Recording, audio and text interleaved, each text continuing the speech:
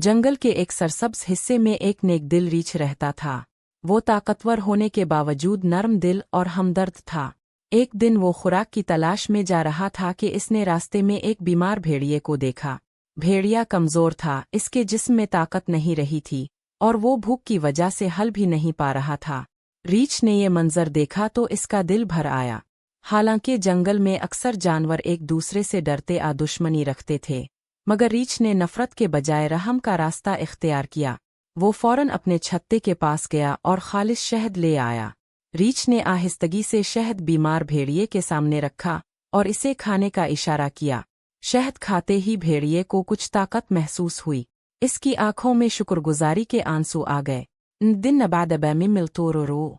इसने रीछ का दिल से शुक्रिया अदा किया और वदा किया कि वो भी आइंदा किसी ज़रूरतमंद की मदद ज़रूर करेगा। इस वाक़ये के बाद जंगल में ये बात मशहूर हो गई कि नेकी दुश्मन को भी दोस्त बना सकती है। सबक: नेकी किसी का भी करो, नेकी कभी ज़ाय नहीं जाती।